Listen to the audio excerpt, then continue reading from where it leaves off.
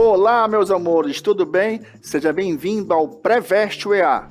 Sou o professor Maxi Rodrigues, teu professor de filosofia. Sou do sexo masculino, tenho 54 anos, sou de cor parda, cabelos castanhos, olhos castanhos. Hoje estou trajando uma camisa cinza e uma calça preta, tá? O ambiente da nossa aula de hoje é um estúdio de televisão, por isso mesmo usarei a tela interativa para as nossas anotações. Vamos à nossa aula. O tema de hoje é ética e moral, apresentar semelhanças e diferenças no mundo do agir. Preste atenção, no mundo do agir. Por quê? Existe, em determinados momentos da nossa vida, nós usamos uma razão teórica para resolver problemas. Às vezes, tu pensando, dá um telefonema, resolve o problema, toma uma decisão, mas existe uma parte da nossa vida que exige o agir. A ética e a moral são duas disciplinas que se interligam e que tratam do mundo do agir. Por isso, vamos tratar de alguns conceitos elementares aqui. Definição de ética. A palavra ética vem da palavra ethos, tá? Que tem a ver com costumes, né? Tem a ver com relações sociais, regras de conduta do indivíduo, né? Já a definição moral, né? A definição do conceito de moral vem da palavra morales, de moradia, né? Também de conduta, também de controle de conduta, tá? Agora, veja bem, se são palavras diferentes e tratam do mesmo objeto, que é como ajudar o indivíduo a tomar decisões no seu mundo do agir, ou agir segundo decisões racionais, por que não são a mesma coisa? O que elas têm em comum e o que elas têm de diferente? Em primeiro lugar, a ética e a moral têm em comum esse que eu acabei de te dizer. Tratam do mundo do agir. Tratam de estabelecer formas, regras, princípios que norteiam a vida do indivíduo ou de uma determinada sociedade para tomar determinadas decisões na vida.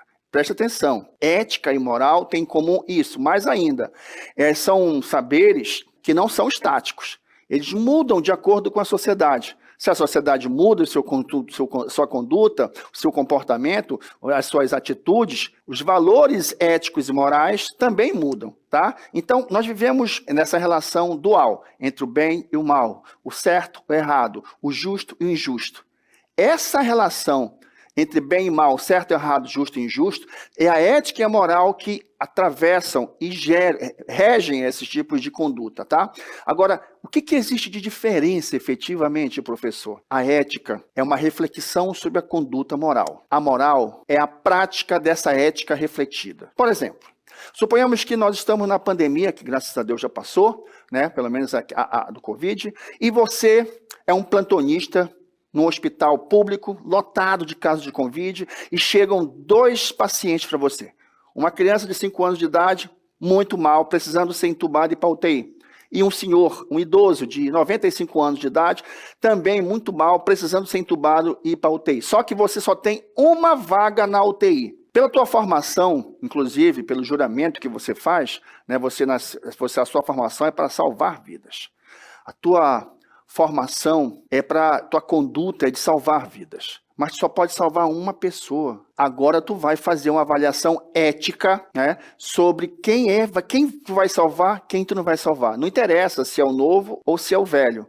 O que interessa é que a tua atitude, quando você tomar a tua decisão moral, ela foi baseada numa avaliação ética de prioridades. A prioridade vai ser o idoso, a prioridade vai ser a criança. Então vejam, a atitude, a ação é uma ação moral. Essa ação moral precisa de uma reflexão, precisa de uma autoavaliação. Essa autoavaliação da tua ação moral é a ética que faz. Então, na verdade, são 2 saberes que se complementam, né, com a finalidade de dar base de sustentação para o nosso modo de agir individualmente e o modo de agir no meio da sociedade. Toda sociedade tem seus valores, seus princípios. Quando você nasce numa sociedade que já tem valores pré-estabelecidos, que já tem princípios pré-estabelecidos. Então, cabe a nós, indivíduos, sabermos como conviver com isso.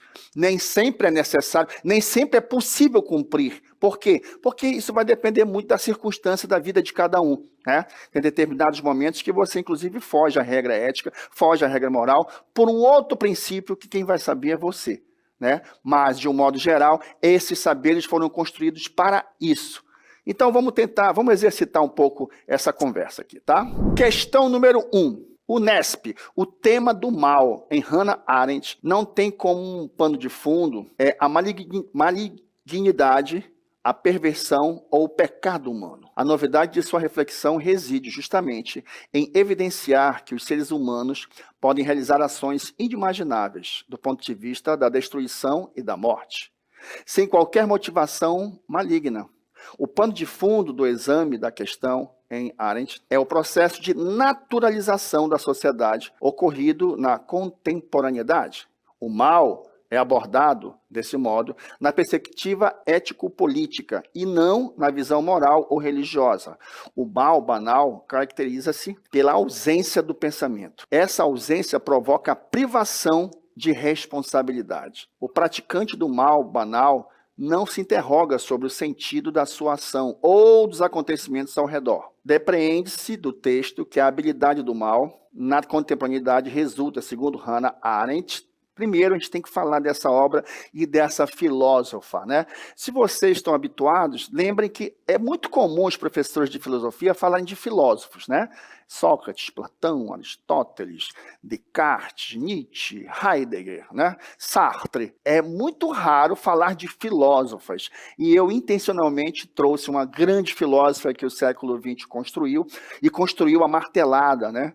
E construiu a muitas dores, porque a Hannah Arendt, ela é judia, foi judia, passou por campos de concentração, ela conseguiu fugir, se estabeleceu como uma intelectual, convivendo com existencialistas alemães, né? Ela é alemã, como Heidegger, né? Karl Jasper, que o Heidegger foi inclusive professor dela, mas lembrem que o Martin Heidegger se afina com o nazismo no processo e ela rompe com toda essa perspectiva por tudo que ela passou. A Hannah Arendt tem obras fundamentais que você merece ler e o que é mais interessante ainda, ela escreve para todos, sabe? Tem determinados intelectuais que quanto mais complicar, melhor. A Hannah Arendt não. Qualquer pessoa que pegue um livro da Hannah Arendt vai se deparar com uma filosofia fluida, clara, sabe? Bem simples. Simples no sentido de clareza, não de complexidade filosófica. Tá? E sobre a questão do mal, ela escreve um artigo chamado A Banalidade do Mal. Aquelas atrocidades que o nazismo realizou na época, eles faziam com muita tranquilidade. Essa banalidade, se a gente passar para hoje, a gente vê isso todos os dias. Tem programas de televisão que tem altos índices de audiência. Por quê? Porque tem muita gente vendo o crime acontecendo no mundo inteiro. E torna-se algo banal falar de uma atrocidade. Ah, ele matou com tantas facadas, ele pegou tantos tiros. E torna-se objeto de ironia. Né? Tem um filme chamado O Abutre, procure lá, que você vai ver, ter uma experiência dessa com a banalidade do mal. A Hannah Arendt vem e mostra que a contemporaneidade, ela acabou perdendo critérios de valores éticos e morais e acabou banalizando a maldade, né? Principalmente na experiência do nazismo, que foi uma experiência terrível. Ela vai mostrar que a experiência nazista acabou banalizando o mal e mais, gerando atrocidades, como ela diz, como está dito no texto, inimagináveis, né? Então vamos à questão. Depende-se do texto que a banalidade do mal, na contemporaneidade, resulta, segundo Hannah Arendt, na carência de formação religiosa, ninguém falou de formação religiosa aqui, na irreflexão institucionalizada, na não reflexão institucionalizada, da ausência de um pacto regulador, da voracidade dos interesses econômicos ou da perversidade humana. A única alternativa que nós temos é a letra B. B de Bodó, presta atenção, Bodó é bom. Da irreflexão institucionalizada. Exatamente. Tem um outro filme que queria chamar a atenção para essa questão da banalidade, antes de avançar para a segunda questão, que é A Lista de Schindler, que é do Spielberg, é um filme demorado, longo, pesado, mas que mostra bem essa questão da banalidade do mal. O grande comandante do campo de concentração, ele acorda pela manhã de ressaca, com mau humor, pega um rifle e começa a atirar nos seus prisioneiros, e os prisioneiros começam a correr, trabalhar com voracidade, com pavor. Esse é um exemplo só um flash desse filme. Te indico 2 filmes que vão te ajudar a pensar sobre isso, né? A gente não pode deixar que a maldade se torne banal. É preciso denunciá-la. Por isso, nós temos princípios éticos e morais. Vamos para a segunda questão. UNESP, a tradição do pensamento ético fundada pelos ingleses Jeremy Bentham e John Stuart Mill. O utilitarismo almeja, muito simplesmente, o bem comum, procurando eficiência. Servirá aos propósitos morais a decisão de diminuir o sofrimento ou aumentar a felicidade da sociedade. No caso da situação dos povos nativos brasileiros, já se destinou às reservas indígenas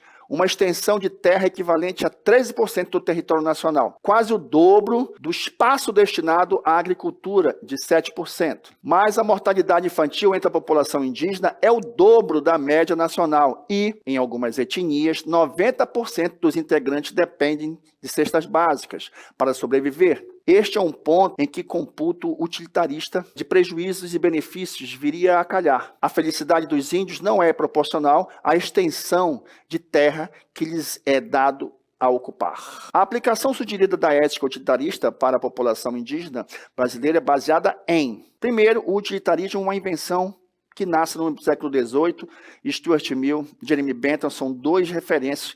A tese é, vamos fazer o máximo de bem à sociedade. A média é essa. Você se sente bem na sua sociedade? Essa é a finalidade da ética para eles. A ética utilitarista, a ideia é justamente essa, que o indivíduo e a própria sociedade tenham um bem-estar, se sintam bem em viver através de princípios pré-estabelecidos. Diante de uma realidade como essa, que é uma realidade que nós vivemos, nós aqui da Amazônia, sabemos muito bem como é que é isso. As políticas públicas nem sempre são tão eficientes. E quando fala de proporcionar a proporção de terras, lembremos que eles são os povos originários, né? Foram eles que começaram tudo isso. Então, olha só a pergunta. A aplicação sugerida da ética utilitarista para a população indígena brasileira é baseada em uma ética de fundamentos universalistas que aprecia fatores conjunturais e históricos. B.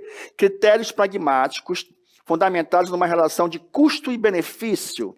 Letra C, princípios de natureza teológica que reconhece o direito inalienável do respeito à vida humana. Letra D, uma análise dialética das condições econômicas geradoras de desigualdades sociais. E, a letra E, critérios antropológicos que enfatizam o respeito absoluto às diferenças de natureza ética. Bem, eu te falei que o utilitarismo ele trabalha com a ideia como se fosse custo-benefício, né? Vamos trabalhar com outro conceito. A sociedade, você se sente bem? O que está te fazendo mal para você viver melhor na sua sociedade? Por isso o termo é utilitarista. A ética, a vida moral, ela precisa ter resultados positivos na minha vida. Vamos à resposta. Letra B, critérios pragmáticos fundamentados em uma relação entre custo e benefício. O que é bom e o que é ruim. O que é bom fica, o que é ruim tem que ser cortado. Essa proposta filosófica do século XVIII, ela continua ainda aí disponível, né? Então, veja bem, na aula de hoje nós trabalhamos dois conceitos de ética e moral que é muito importante. E isso é um assunto importante para o vestibular da UEA. Por isso mesmo, nos siga nas redes sociais. Sabe por quê? Porque o seu sucesso é o nosso sucesso. Contagem regressiva para a sua avaliação. Boa sorte, meu aluno. Boa sorte, minha aluna. Até a próxima.